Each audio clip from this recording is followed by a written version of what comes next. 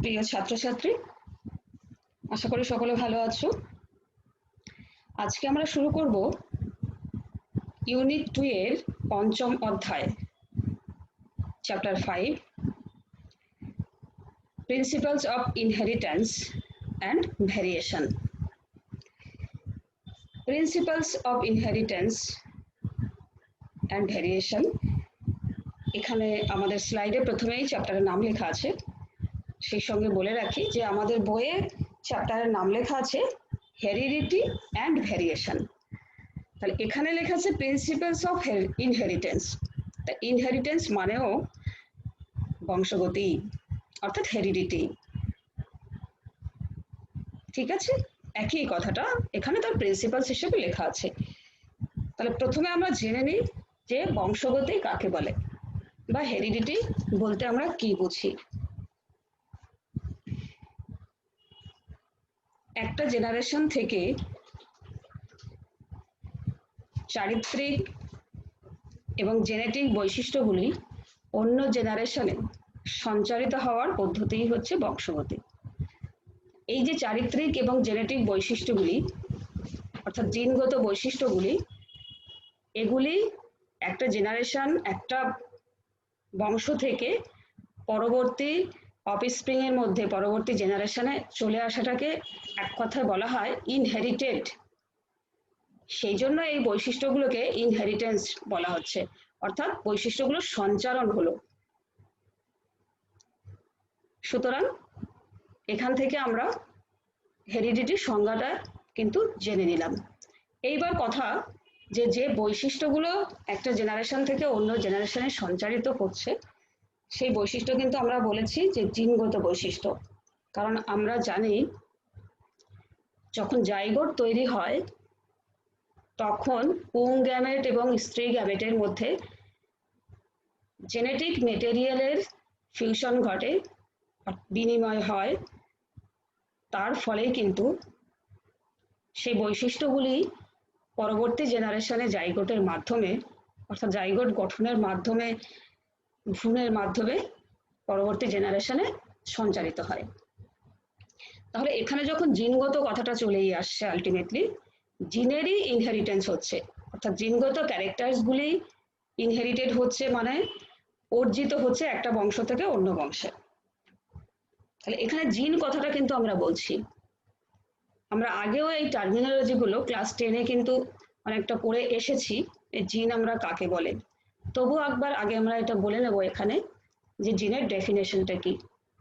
জিন ডিএনএর মধ্যে থাকে, অর্থাৎ ডিএনএর একটি ফাংশনাল ইউনিট বা কার্যকারী অংশ, যেটির বংশগতিতে গুরুত্বপূর্ণ ভূমিকা রয়েছে। এইবার বংশগতি বিভেদের মধ্যে আমরা আরেকটা টার্ম জানবো, সেটি হচ্ছে জেনেটিক্স। তাহলে জিন সম্পর্কিত জিনের গঠন, তার বংশগতিতে কিভাবে বিস্তার ঘটছে, কিভাবে সঞ্চারিত হচ্ছে, তার ক্যারেক্টারিস্টিক্স, বিভিন্ন বৈশিষ্ট্যাবলী, জীববিদ্যার যে বিষয়ে আলোচনা করা হয় যে শাখায়, সেটাকে বলা হয় জেনেটিক্স। এবার জিন শব্দটি প্রথম বিজ্ঞানী জোহানসেন প্রবর্তন করেন, আর জেনেটিক্স কথাটা এসছে বিজ্ঞানী ব্যাটেসন, উনি এই কথাটা প্রথম প্রবর্তন করেন। আমরা এই ছোট ছোট টার্মিনোলজিগুলো কিন্তু শর্ট প্রশ্নের জন্য তৈরি করে রাখবো। ওকে, এইবার ভ্যারিয়েশন সম্পর্কেও জানতে হবে। যখন বংশগতি আমরা পড়ছি তখন তার মধ্যে আমরা জানি যে বংশগতি জাইগোটে যখন মাইটোসিস কোষ বিভাজন হয়, তাহলে তখন এই যৌন জননের ক্ষেত্রে, যৌন জননের ফলেই তো আমাদের জাইগোট হয়। তাহলে সেই সেক্সুয়াল রিপ্রোডাকশনের ক্ষেত্রে অন্যতম বৈশিষ্ট্য হলো সেখানে ভ্যারিয়েশন বা প্রকরণ চলে আসা, অর্থাৎ নতুন নতুন বৈশিষ্ট্যের উদ্ভব হওয়া। তাহলে এই ভ্যারিয়েশন বা নতুন বৈশিষ্ট্যের উদ্ভব করছে এবং তার ফলে নতুন নতুন চারিত্রিক বৈশিষ্ট্য আমরা নতুন প্রজন্মগুলির মধ্যে দেখতে পাই। তাহলে এইবার আমরা সেই ভ্যারিয়েশন সম্পর্কে একটু আলোচনা করে নেব।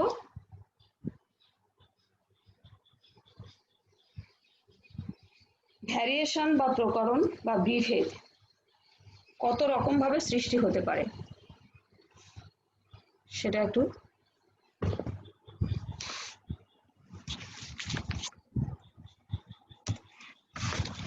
আমরা দেখব। এই ভ্যারিয়েশনটা আমরা জানি যে ক্রসিং ওভার হয়, ক্রোমোজোমের বিনিময় ঘটে।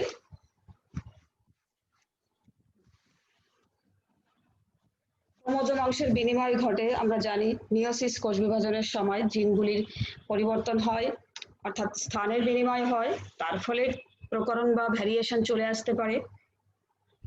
এছাড়া আর কি কি হতে পারে, এনভায়রনমেন্টাল বা পরিবেশের একটা প্রভাব রয়েছে, তার ফলেও কিন্তু পরবর্তী যে প্রজন্ম রয়েছে তাদের মধ্যে চারিত্রিকগত দিক থেকে পরিবর্তন বা ভ্যারিয়েশন বা বিভেদ আমরা দেখতে পাই। ছবিগুলোতে আমরা দেখতে পাচ্ছি যে ভ্যারিয়েশন গুলো আমরা বলছি, আমরা এখানে আরেকটু ব্যাখ্যা করবো যে বিভিন্ন কালার ভ্যারিয়েশন আমরা দেখতে পাচ্ছি, কিন্তু ফেনোটিপিক বা বাহ্যিক যে বৈশিষ্ট্যগুলো রয়েছে সেগুলো কালার ভ্যারিয়েশনটা। এখানে কিন্তু দেখো জেনারেশন রয়েছে, অর্থাৎ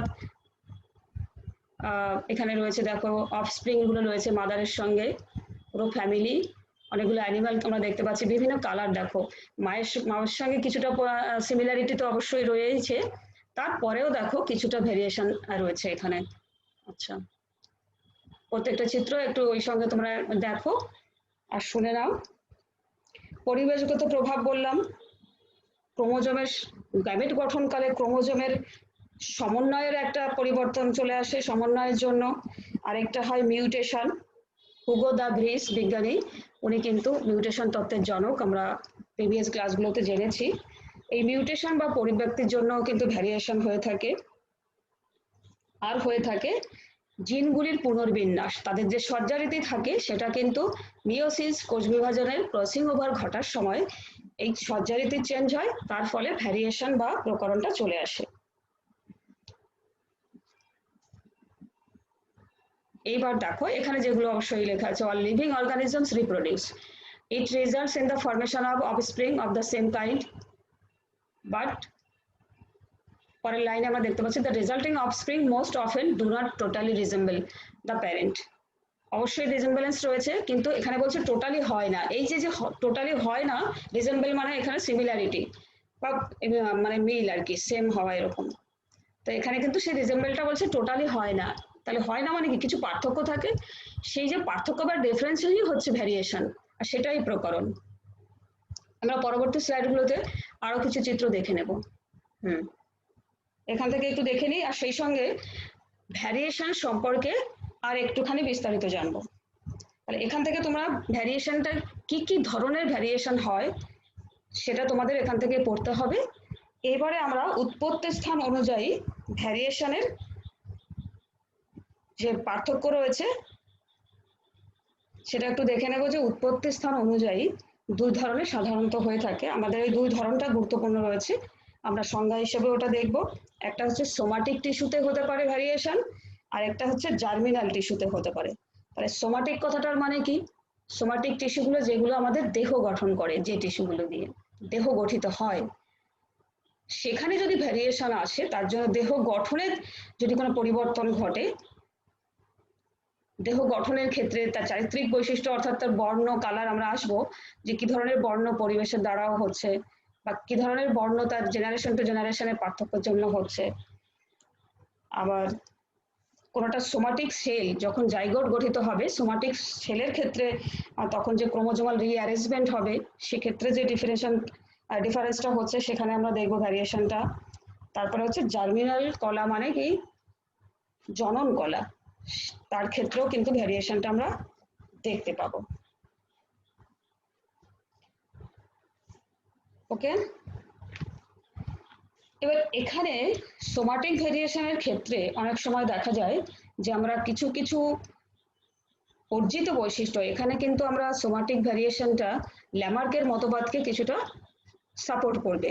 অর্থাৎ ল্যামার্কের মতবাদ, কিছু কিছু অঙ্গ প্রত্যঙ্গ রয়েছে যেগুলো আমরা ব্যবহার করতে সক্ষম হলে তাহলে সেটা বেশি সুগঠিত হয়, আর যে অঙ্গগুলো আমরা বেশি ব্যবহার করতে পারছি না সেগুলো বেশি দিনে দিনে আস্তে আস্তে তার ব্যবহার ক্ষমতাটা হারিয়ে যাচ্ছে। এগুলো সোমাটিক সেলের ভ্যারিয়েশনের জন্যই হয় এবং সেটা ল্যামার্কের অঙ্গের ব্যবহার এবং অব্যবহারের সূত্রকেই সমর্থন করে। পরিবেশগত একটা পার্থক্য আমরা দেখে নিই, যে মেলানিন, ত্বকের রং যখন রোদের মধ্যে যে অনেকক্ষণ ধরে টেম্পারেচারের একটা এফেক্ট রয়েছে, অনেকক্ষণ ধরে কাজ করলে কিন্তু প্রচুর পরিমাণে মেলানিন রোদের জন্য আমাদের চামড়ায় প্রচুর মেলানিন জমে যায়, ফলে গায়ের রংটা আস্তে আস্তে করে শেডেড হতে পারে, যে রংটা রয়েছে সেটা কিন্তু আস্তে আস্তে কালো হয়ে যাবে। মেলানিন আমাদের কালো বর্ণের জন্য দায়ী জিন, মেলানিন রয়েছে পিগমেন্ট, তাহলে সেই মেলানিনটা কিন্তু রোদে যখন যাওয়া হয় তখন বেশি পরিমাণে কিন্তু আমাদের স্কিনের উপরে জমা হয় বলেই সেটা এরকম কালো রং ধারণ করে। এগুলো এনভায়রনমেন্টাল একটা এফেক্ট রয়েছে। জার্মিনালটা আমাদের সব থেকে গুরুত্বপূর্ণ। জার্মিনাল টিস্যুতে যেটা ঘটে তাকে দুই ভাগে ভাগ করা হয়, একটা হচ্ছে কন্টিনিউয়াস ভেরিয়েশন আর একটা হচ্ছে ডিসকন্টিনিউয়াস ভেরিয়েশন। কন্টিনিউয়াস ভেরিয়েশন তার একটা ধারাবাহিকতা লক্ষ্য করা যায়, অর্থাৎ একটা জেনারেশন থেকে অন্য জেনারেশনের মধ্যে কিন্তু সেই ভেরিয়েশনটাও আমরা লক্ষ্য করতে পারি, আর এটা সম্পূর্ণভাবে ঘটে থাকে জেনেটিক ভেরিয়েশন। আর জেনেটিক ভেরিয়েশন সর্বদাই স্থায়িত্ব লাভ করে। এটি আবার দুই প্রকার, একটি হচ্ছে সাবস্ট্যান্টিভ বা আকৃতিগত পার্থক্য, আর একটা হচ্ছে মেরিস্টিক বা সংখ্যা ভিত্তিক। তাহলে আমরা সাবস্ট্যান্টিভটা কিন্তু আমাদের পরীক্ষার সময় আসে, যে কন্টিনিউয়াস ভেরিয়েশনের ক্ষেত্রে পরবর্তী তার যে আরেকটা ধাপ রয়েছে সেই ধাপটি হচ্ছে সাবস্ট্যান্টিভ বা আকৃতিগত ভ্যারিয়েশন বা প্রকরণ। জীবের আকার, আকৃতি, বর্ণ, ওজন, এরকম যে বিভেদগুলো হয় সেগুলোই হচ্ছে কিন্তু উচ্চতার তারতম্য এবং গায়ের রং। আমরা যদি কখনো কখনো এই যে ছবিগুলো আমরা দেখতে পাচ্ছি, অনেক সময় দেখতে পাবো যে ফাদার মাদারের ক্ষেত্রে যদি কারোর গায়ের রং কালো হয়, একটুখানি সামবর্ণ হয়, আর একজনের পুরোপুরি সামবর্ণ, অনেক ক্ষেত্রে কিন্তু তাদের অফস্প্রিং পুরো টোটালি কিন্তু ফর্সা গায়ের রং হবে, হতে পারে। কারণ যদি এই ভ্যারিয়েশনটা হয়, অর্থাৎ এই সাবস্ট্যান্টিভ ভ্যারিয়েশনটা যখন জেনেটিক ম্যাটেরিয়ালের বিনিময় হবে তখন যদি ঘটে, তখন কিন্তু এটা আমরা দেখতে পাই যে সবসময় ফাদার মাদার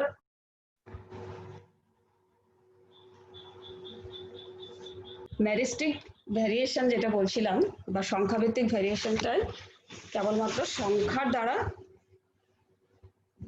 সংখ্যার বিচারে সেগুলোকে আমরা বিবেচিত করে থাকি। যেমন ধরো একটা ধানের শীষ, সেখানে কতগুলো ধান আছে, কিন্তু তার সঙ্গে অন্য যে ধানের শীষটা আছে দেখা গেল সেটায় বেশি সংখ্যক পরিমাণে ধান আছে। তাহলে এখানে যে চরিত্রটা নির্ধারণ হচ্ছে, এই যে পরিবর্তনটা হচ্ছে জিন গঠনের সময়, জিনের পরিবর্তন যখন জাইগোটের সময় হচ্ছে, তখন কিন্তু এটা হঠাৎ করে হচ্ছে। এই হঠাৎ করে জিনের যে পরিবর্তন হচ্ছে এটি হচ্ছে মেরিস্টিক ভেরিয়েশন, যেটা কন্টিনিউয়াস ভেরিয়েশনের মধ্যে পড়ছে। ওকে, এবারে ডিসকন্টিনিউয়াস ভেরিয়েশন আমরা চলে আসি। হুগো দা ভ্রিস এই মিউটেশন তত্ত্বেরই জনক। হুগো দা ভ্রিস অসংলগ্ন বা ডিসকন্টিনিউয়াস ভেরিয়েশনের জনক। এখানে কি ঘটে আমরা দেখে নিই। জাইগোট গঠনকালে জিন, পার্টিকুলার জিনের পরিবর্তন হতে পারে হঠাৎ করে, আবার কখনো হতে পারে ক্রোমোজোমের অ্যারেঞ্জমেন্টের ভ্যারিয়েশন। যখন ক্রসিং ওভার হবে তখন ক্রোমোজোমাল পরিবর্তনগুলি হতে পারে, তার জন্য ভ্যারিয়েশন হতে পারে, কিংবা জিনের সজ্জারীতির পরিবর্তনের জন্য কিন্তু হতে পারে। এবার এই যে পরিবর্তনটা, জিনের হঠাৎ করে পরিবর্তনটাকে জিন মিউটেশন, আর ক্রোমোজোমের যে পরিবর্তনটা হচ্ছে, রিঅ্যারেঞ্জমেন্ট হচ্ছে, ক্রোমোজোমের মধ্যে যে ভ্যারিয়েশনটা আমরা দেখতে পাচ্ছি তাকে বলা হয় ক্রোমোজোমাল মিউটেশন। এবার জিনের মিউটেশনের ফলে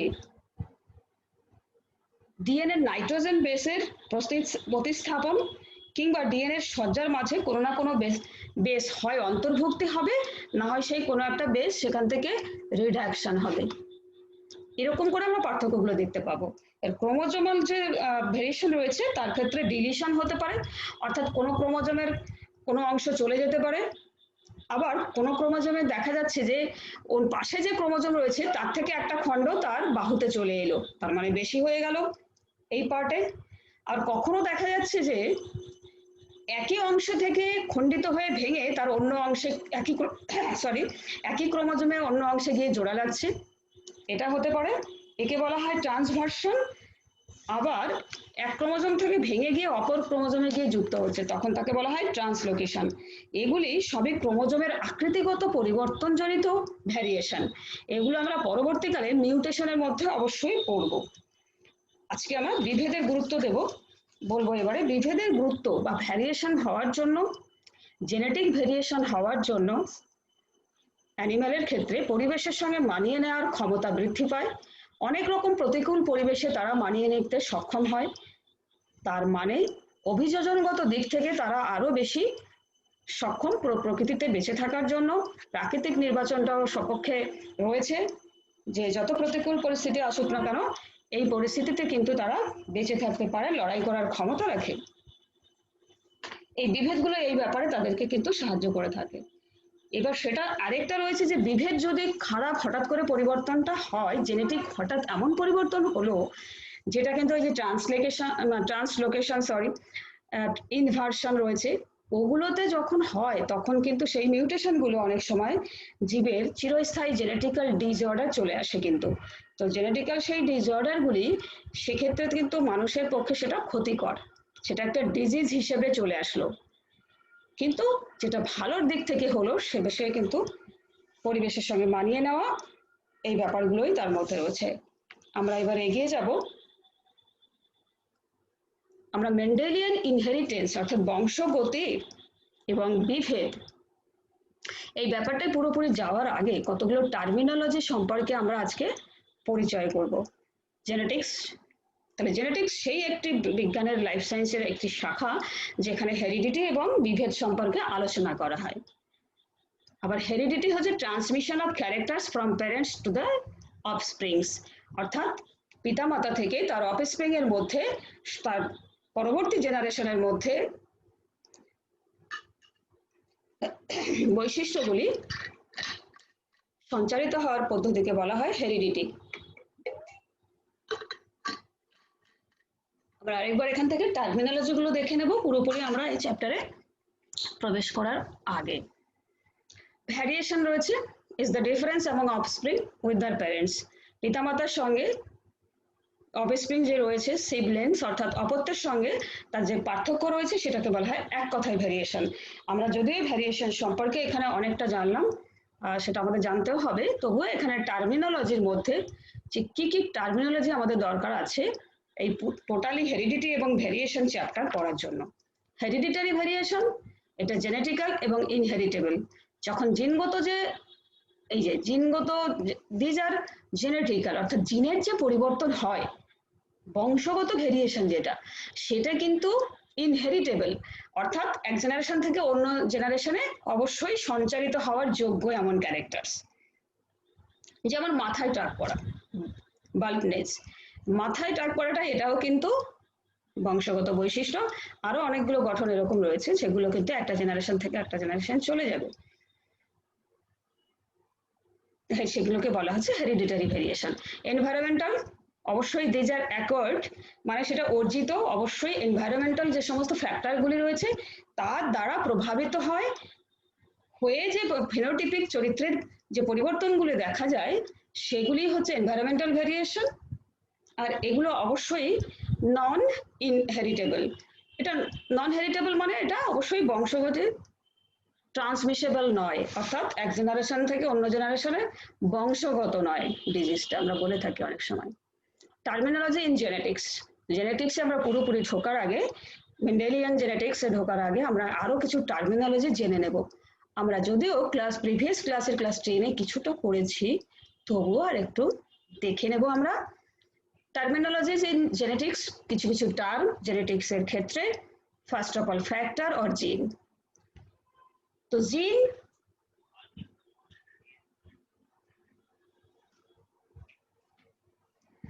জিন বংশগতির ফাংশনাল ইউনিট, কার্যকরী ইউনিট বা একক, যেটা কি করছে না for the expression of characters in the progeny, অর্থাৎ পরবর্তী অফস্প্রিং গুলি অপত্যের মধ্যে যে বৈশিষ্ট্যগুলো সঞ্চারণ করতে সাহায্য করছে। লোকাস আগেও পড়ে এসেছি, লোকাস লোকে মানে একটা অবস্থান, সে অবস্থানটা কোথায় না জিনগুলো অবশ্যই ক্রোমোজোমে থাকে আমরা জানি, সুতরাং দ্য পজিশন অফ জিন, জিনের অবস্থান অন দ্য ক্রোমোজোম। পার্টিকুলার এখানে আমরা ছবিতে দেখতে পাচ্ছি, এটা তীর চিহ্ন দিয়ে দেখানো আছে, দেখো এখানে এই জায়গাটা রয়েছে, এবং এই চিত্র আমরা আগেও দেখেছি, এবিসি করে আমাদের বইয়েও দেওয়া আছে, এই জায়গায় এই দুটি হোমোলোগাস ক্রোমোজোম, তাদের এখানে দুটো জিনের অবস্থান রয়েছে, সুতরাং লোকাস তাকে বলা হয় যেখানে জিনের অবস্থান রয়েছে, লোকেশনটাকে বলা হচ্ছে। এইবারে চলে আসি allele, the alternative form of a gene for a contrasting character present on identical locus of homologous chromosome. এখানে আমরা প্রথমে একজোড়া হোমোলোগাস ক্রোমোজোম দেখতেই পাচ্ছি। হোমোলোগাস কেন না, ক্রোমোজোমগুলি আকার আকৃতি একই রকম, তাদের সেন্ট্রোমিয়ারে এই যে প্রাইমারি কনস্ট্রিকশন বা প্রাথমিক খাঁজ, সেন্ট্রোমিয়ারের লোকেশন দুটো সেম একই পজিশনে রয়েছে, তাকে আমরা বলি হোমোলোগাস ক্রোমোজোম। এইবার জিন যে লোকেশনে থাকে তার অল্টারনেটিভ ফর্ম মানে এর আলাদা একটা রূপভেদ, যে কিনা কন্ট্রাস্টিং অর্থাৎ বিপরীত বৈশিষ্ট্যগুলোকে বহন করে বা শনাক্ত করে। আমরা মেন্ডেলের পরীক্ষায় মটর গাছের পরীক্ষা কিন্তু ক্লাস 10 থেকে করেছি, যে বড়টি দ্বারা লম্বা বৈশিষ্ট্যটিকে, মটর গাছের লম্বা বৈশিষ্ট্যটিকে প্রকাশ করা হয়, আর খর্ব বৈশিষ্ট্যকে প্রকাশ করা হয় ছোটটি দিয়ে। তাহলে এখানে কিন্তু অ্যালিল হচ্ছে কে, বড়টি এবং ছোটটি, ঠিক আছে, বড়টি এবং ছোটটি, লম্বা বৈশিষ্ট্যের জন্য বড়টি এবং ছোট বৈশিষ্ট্যের জন্য অর্থাৎ খর্ব বৈশিষ্ট্যের জন্য নির্ধারণকারী অ্যালিল হচ্ছে ছোটটি। জিনেরই একটা রূপভেদ। পরেরটা দেখে নেই, ডমিন্যান্ট জিন। আমরা মটর গাছের মনোহাইব্রিড ক্রস বা একসংকর জননের পরীক্ষা থেকে F1 জেনারেশনে দেখেছি কিন্তু, যে লম্বা এবং খর্ব বৈশিষ্ট্যের মটর গাছের মধ্যে যখন আমরা ক্রস করেছিলাম, মানে পরীক্ষা আমরা দেখেছি ক্রস করার পরে কি এসেছিল, F1 জেনারেশনের সমস্তই লম্বা বৈশিষ্ট্য নির্ধারণকারী জিনগুলি, গাছগুলি সবই লম্বা হয়েছিল। তাহলে তাদের মধ্যে এখানে মেন্ডেল আমরা ক্লাস 10 অবশ্যই আমরা সেটা একবার মনে করব, যে তাহলে সেখানে ছোট যে বৈশিষ্ট্যের মধ্যে প্রকাশ ক্রস ঘটানো হয়েছিল, তাহলে এখানে ছোট বৈশিষ্ট্য কোথায় গেল? তাহলে বাহ্যিক বৈশিষ্ট্য থেকে আমরা দেখতে পাচ্ছি গাছগুলি সবই লম্বা হয়েছে। মেন্ডেল তখন পরীক্ষা করে দেখলেন যে খর্ব বৈশিষ্ট্য F1 জেনারেশনে প্রকাশ হয়নি। তাহলে যে বৈশিষ্ট্যটি F1 জেনারেশন মানে ফার্স্ট ফিলিয়াল জেনারেশনে প্রকাশ পেল, যে জিনগুলি প্রকাশ পেল, লম্বা বৈশিষ্ট্য নির্ধারণকারী জিনগুলিকেই বলা হচ্ছে ডমিন্যান্ট জিন, সেগুলোই কিন্তু F1 জেনারেশনে প্রকাশ পেয়েছিল, সেই জন্য ওগুলোকে বলা হচ্ছে ডমিন্যান্ট জিন। এখানে লেখা আছে দ্য জিন that express its character in heterozygous condition. Heterozygous condition মানে এখানে কিন্তু বড়টি ছোটটি করে, বড় আর ছোটটি মানে অর্থাৎ F1 জেনারেশন আমরা দেখবো, এরপরে গিয়ে মনোহাইব্রিড ক্রস আরেকবার দেখবো, যে সেখানে কিন্তু বড় একটু ছোটটি রয়েছে, অথচ কিন্তু গাছটি বাহ্যিকভাবে লম্বা। কিন্তু আমরা যখন লিখছি 3:1 করে, তখন কিন্তু একটা লম্বার জেনেটিক বৈশিষ্ট্য যেটা জেনোটাইপের ক্ষেত্রে কিন্তু প্রকাশ করার সময় লিখছি বড়টি ছোটটি, কিন্তু গাছগুলি লম্বা তিনটে। ওই লম্বার মধ্যে জেনেটিক্যাল স্টাডিতে দেখা গেছে ছোটটিও আছে, কিন্তু সেটি প্রচ্ছন্ন, যে পরবর্তী জেনারেশনে গিয়ে প্রকাশ পাবে। এই কথাটা এখানে পরীক্ষাটা আমরা পরে আবার আছে তখন বলবো, অবশ্যই এই টার্মগুলো তোমাদের পরিচয় আছেও। তাহলে পরেরটা কি, রিসেসিভ বৈশিষ্ট্য হবে, যেটি যে জিনটা fails to express its character in heterozygous কন্ডিশনে। যে কিন্তু হেটেরোজাইগাস কথাটার মানে কি হচ্ছে, দুটো আলাদা ডিফারেন্ট বিপরীত বৈশিষ্ট্য বোঝানোকারী অ্যালিলকে বলা হচ্ছে হেটেরোজাইগাস কন্ডিশন। বড়টি তার সঙ্গে ছোটটি, অর্থাৎ বড় লম্বা বৈশিষ্ট্য নির্ধারণকারী একটা অ্যালিলের সঙ্গে আরো একটি ছোট বৈশিষ্ট্য নির্ধারণকারী অ্যালিল রয়েছে, সেটা এটা একটা ডিফারেন্স, দুটো বড় নয় দুটো ছোট নয়। যদি দুটো বড় হয় তাহলে কিন্তু সে হোমোজাইগাস কন্ডিশন হবে, আর এখানে যেহেতু একটা বড় নির্ধারণকারী জিন ছোট নির্ধারণকারী জিন, সেই জন্য সেটাকে বলে হেটেরোজাইগাস। তাই হেটেরোজাইগাস অবস্থায় কিন্তু কখনোই রিসেসিভটা প্রকাশ হয় না। আমরা F2 জেনারেশনে দেখেছি যে দুটো ছোটটি যখন হয়েছে তখনই 1% মটর গাছ খর্ব হয়েছে। তাহলে দুটো ছোটটি মানে কি দুটোই সমান, এখানে কিন্তু বড়টি নেই। এই জন্য এটাকে বলা হচ্ছে, প্রথমে তোমাকে জানতে হবে হোমোজাইগাস কন্ডিশন আর হেটেরোজাইগাস কন্ডিশন। আমরা আবারও মনোহাইব্রিড ক্রস আরেকবার বলবো, এখানে শুধু টার্মিনোলজিগুলো জেনে রাখো। F1 জেনারেশনে যে বৈশিষ্ট্য প্রকাশ পায় না তাকে বলা হয় রিসেসিভ, আর যে প্রকাশ পায়, যে বৈশিষ্ট্যটি প্রকাশ পায় তাকে বলা হয় ডমিন্যান্ট বৈশিষ্ট্য। এবার hybrid, the progeny obtained by crossing two parents that differ in characters। তাহলে বিপরীত বৈশিষ্ট্য সম্পন্ন একজোড়া, বৈশিষ্ট্য সম্পন্নকারী একজোড়া একজোড়া বিপরীত বৈশিষ্ট্য সম্পন্ন যখন প্যারেন্টাল জেনারেশনের মধ্যে টু প্যারেন্টস এর মধ্যে ক্রস করা হয় তাকে বলা হয় হাইব্রিড বা হাইব্রিডাইজেশন। ওকে, এবার যদি একজোড়া বিপরীত বৈশিষ্ট্য সম্পন্ন প্যারেন্টাল জেনারেশনের মধ্যে ক্রস হয় তখন সেটা মনো হাইব্রিড।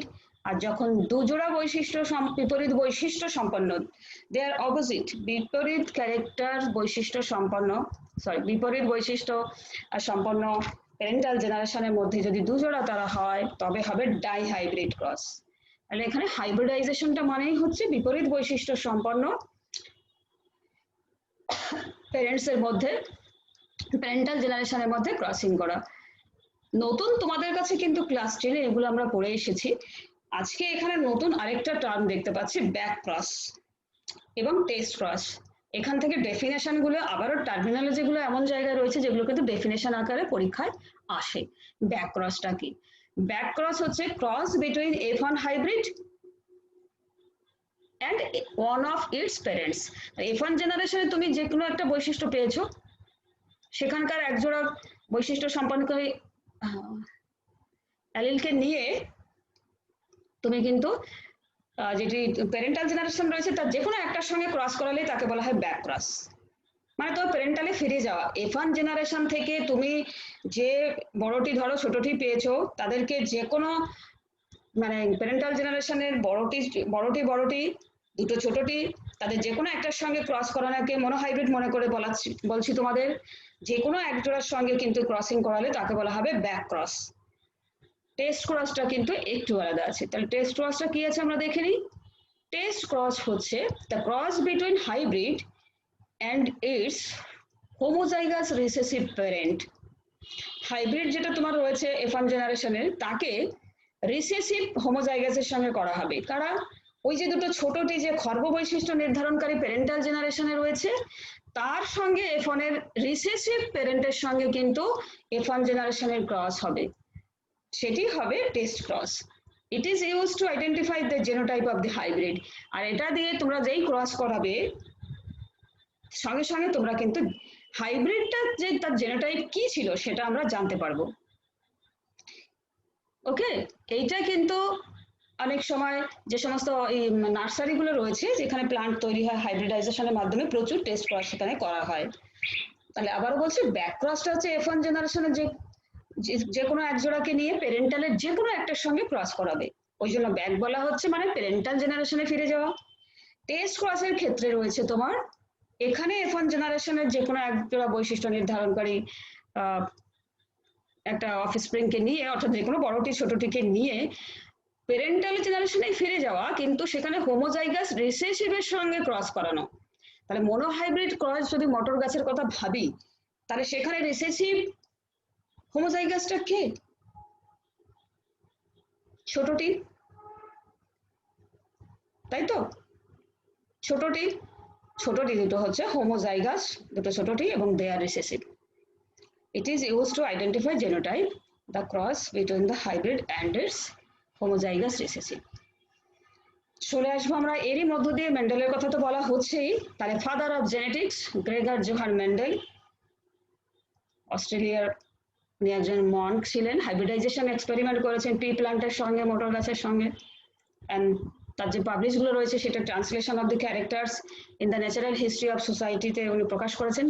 তাকে আমরা ধরে নিই যে is regarded as, তাকে বলা হয় ফাদার অফ জেনেটিক্স, জেনেটিক্সের জনক।